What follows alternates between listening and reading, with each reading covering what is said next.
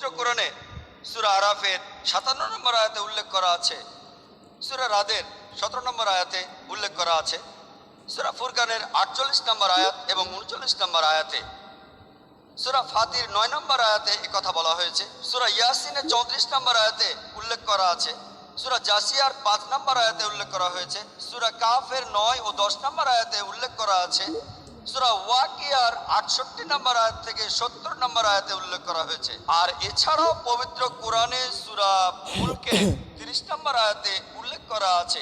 পবিত্র কোরআনে হাইড্রোলজি এবং পানিচক্রের বিস্তারিত বর্ণনা আছে। এবার আসুন আমরা ভূতত্ত্ববিদ্যা সম্পর্কে দেখব। এখনকার দিনের ভূতত্ত্ববিদ তারা আমাদের বলেন, আমরা যে পৃথিবীতে বাস করি,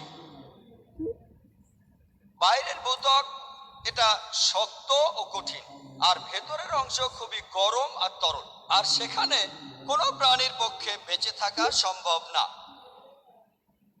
ভূতত্ত্ববিদরা বলেন পৃথিবীর উপরের স্তরটা বেশ পাতলা, বেশি হলে 8 থেকে 10 মাইল, যেটা পৃথিবীর ব্যাসার্ধের 1%-এরও কম। পৃথিবীর ব্যাসার্ধ 3750 মাইল। এখন বাইরের স্তরটা বেশ পাতলা, তাই এই স্তরটা নড়াচড়া করার সম্ভাবনাটাও বেশি। ভূতত্ত্ববিদরা আমাদের বলেন যে এই স্তরটা ভাঁজ হয়ে যায়, সেজন্যই তৈরি হয় বিভিন্ন রকম পাহাড় পর্বত। এই পাহাড়গুলো এগুলোর কারণে পৃথিবী খুব বেশি নড়াচড়া করে না, এগুলো কিলকের মতো কাজ করে, খুঁটির মতো। পবিত্র কোরআনে আছে, সূরা নাবার 6 নম্বর আয়াত ও 7 নম্বর আয়াতে উল্লেখ করা আছে, আমি এই ভূমিকে করিয়াছি সজ্জা ওয়াল জিবাল আওতাদা, এবং পর্বতসমূহকে করিয়াছি কিলক। এখানে আরবি শব্দ আওতাদ অর্থ কিলক, অর্থ খুঁটি। এটা আমরা সেদিন আবিষ্কার করেছি। পবিত্র কোরআনে সূরা গাশিয়ার 19 নম্বর আয়াতে উল্লেখ করা আছে। এছাড়াও পবিত্র কোরআনে সূরা নাজিয়াতের 32 নম্বর আয়াতে উল্লেখ করা হয়েছে, ওয়াল জিবাল আরসাহা, পর্বতমালাকে স্থাপন করা হইয়াছে সুদৃঢ়ভাবে। জিওগ্রাফির উপর একটা বই আছে, দি আর্থ। বইটা খুবই বিখ্যাত, আর পৃথিবীর অনেক ইউনিভার্সিটিতে জিওগ্রাফির জন্য এই বইটা পড়ানো হয়ে থাকে, অনেক দেশে। এই বইটার লেখকদের মধ্যে একজন হলেন ফ্র্যাঙ্ক প্রেস, আর তিনি এই বইটার ভেতরে পাহাড় পর্বতের উপর বেশ কিছু ছবি দিয়েছিলেন, সেগুলো ছিল নিচের দিকে সোচালো। তার মতে পাহাড় পর্বতের কাজ হলো পৃথিবীর উপরের স্তরটাকে স্বাভাবিক রাখা। কোরআনেও একই কথা বলা আছে, একই তথ্য আছে। সূরা আম্বিয়ার 31 নম্বর আয়াতে একথা বলা হয়েছে। এছাড়াও পবিত্র কোরআনে সূরা লোকমানের 10 নম্বর আয়াতে উল্লেখ করা হয়েছে। এছাড়াও সূরা নাহালের 15 নম্বর আয়াতে উল্লেখ করা হয়েছে যে পৃথিবীতে স্থাপন করিয়াছেন সুদৃঢ় পর্বতমালা, যাহাতে পৃথিবী আন্দোলিত না হয়। পবিত্র কোরআনে পাহাড় পর্বতের কাজের কথা বলা হয়েছে 1400 বছর আগে, যেটা আমরা আবিষ্কার করলাম সেদিন। সমুদ্র সম্পর্কে বিভিন্ন তথ্য পবিত্র কোরআনে আছে।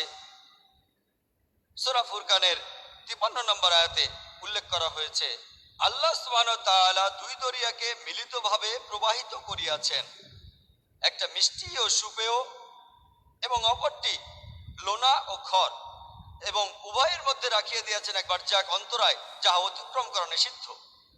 কোরআনে আরো বলা আছে, সূরা রহমানের 19-20 নম্বর আয়াতে বলা হয়েছে যে মারাজাল বাহরাইন ইয়ালতাকিয়ান বাইনাহুমা বারযাখুন লা ইয়াবগিয়ান, আল্লাহ তাআলা প্রবাহিত করেন দুই দরিয়া, যাহারা পরস্পর মিলিত হয় এবং উহাদের মধ্যে রহিয়াছে এক অন্তরায়, যাহা অতিক্রম করতে পারে না। এখানে আরবি শব্দটা বারজাক, অর্থ একটা অন্তরায়, আর বলা হয়েছে মারাজাল বাহরাইন ইয়ালতাকিয়ান, অর্থাৎ দুই দরিয়ার প্রবাহিত পানি পরস্পর মিলিত হয়। আগেকার দিনের বিশেষজ্ঞরা তারা বুঝতে পারতেন না দুই দরিয়ার পানিকে নিয়ে এমন দুই কথা বলা হচ্ছে কেন। বলা হচ্ছে যে তারা পরস্পর মিলিত হয়, আবার বলা হচ্ছে তাদের মধ্যে অন্তরায় আছে। কোরআন সম্পর্কে বিশেষজ্ঞরা বলতে পারতো না যে এখানে আসলে কি বোঝানো হচ্ছে। বর্তমানে আমরা আধুনিক বিজ্ঞানের সাহায্যে জানতে পেরেছি যে এদের মধ্যে একটা তির্যক অন্তরায় আছে। এই দুই দরিয়ার পানি, মিষ্টি পানি আর নোনা পানি, এদের মধ্যে একটা অন্তরায় আছে। আর যখনই এই পানি এক সমুদ্র থেকে আরেক সমুদ্রে প্রবাহিত হয়, এই পানির চারিত্রিক বৈশিষ্ট্য তখন বদলে যায় আর তারপর সেই সমুদ্রের পানির সাথে মিলিত হয়। অন্তরায় আছে। এই অন্তরায়কে বলা হয় একটা ট্রানজিশনাল হোমোজেনাইজিং স্পেস বা এরিয়া। দুই দরিয়ার পানি যদিও পরস্পর মিলিত হয়, কিন্তু এদের বৈশিষ্ট্য তারপরও আলাদাই থাকে। নোনা পানি তখনও নোনাই থাকে, আর মিষ্টি পানিও মিষ্টি অবস্থায় থাকে।